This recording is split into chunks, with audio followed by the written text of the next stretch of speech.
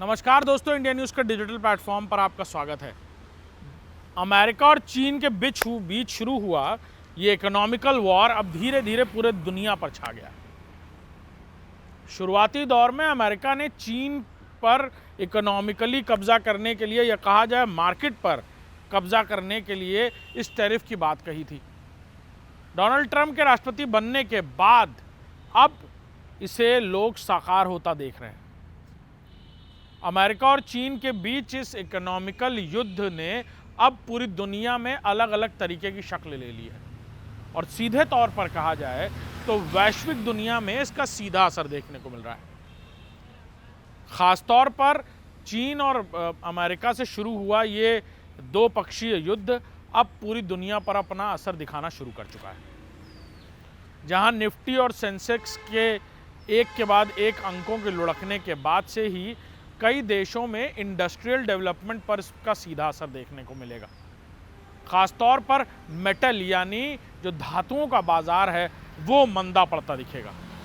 धीरे धीरे इस ट्रम्प टैरिफ की आंच में धातु और दिखते जाएंगे, यानी चाहे वो स्टील हो, सोना हो या लोहा हो, सब मंदे होते जाएंगे।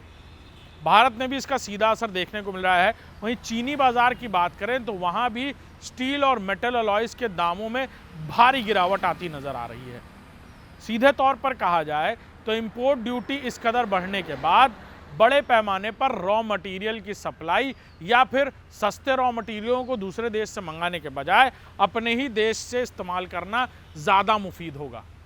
ऐसे में बड़ी निर्यात करने वाले रॉ मटेरियल वाले देश अब इस मंदी को कैसे झेल पाएंगे, ये देखने वाली बात होगी।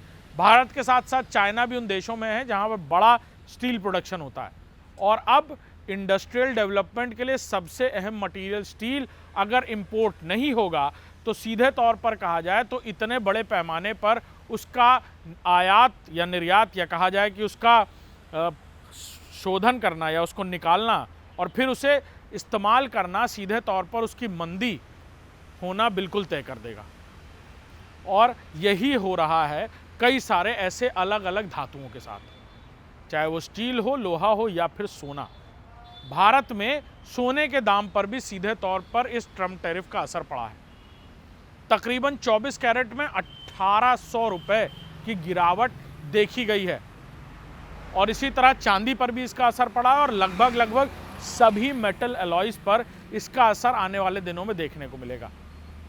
चीन की बात करें तो चीन के बाज़ारों में भी खासी मंदी देखने को मिली है ट्रम्प टैरिफ के बाद, और कई सारे ऐसे रॉ मटेरियल जो चीन दूसरे अलग अलग दूर दराज के देशों में भी एक्सपोर्ट करता था, अब उस पर भी बड़े पैमाने पर रोक लग जाएगी। सीधे तौर पर कहा जाए जिसकी वजह ट्रम्प टैरिफ है, और इस कदर रेसिप्रोकल टैरिफ लगाने के बाद ये दाम उन रॉ मटेरियलों के इस कदर बढ़ जाएंगे कि कई जगह तो उनका इस्तेमाल ही बंद होता नज़र आएगा।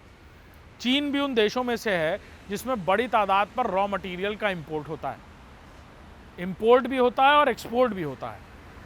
चीन उस रॉ मटेरियल को इंपोर्ट कराकर उसे अलग अलग तरीक़ों में तब्दील करके फिर उसे महंगे दामों पर एक्सपोर्ट करती थी। ट्रम्प टैरिफ के बाद अब इस एक्सपोर्ट ड्यूटी पर इतना भारी भरकम टैक्स लगेगा, यानी ड्यूटी लगेगी कि उसे रॉ मटेरियल मंगाना और फिर उसे तैयार करके दूसरे देश में भेजना लगभग असंभव हो जाएगा। लिहाजा चाहे वो अलॉय हो, मेटल्स हो या फिर स्टील से बनने वाले सामान, चीन में पूरे बाज़ार की गिरावट के साथ साथ खाली मेटल सेंसेक्स 6.6% तक लुढ़क गया है। आने वाले दिनों में ये गिरावट और भी ज़्यादा दर्ज होती हुई नज़र आएगी और बड़े पैमाने पर चीन जैसे बाज़ारों में भी मंदी का असर सीधे तौर पर देखने को मिलेगा। नमस्कार।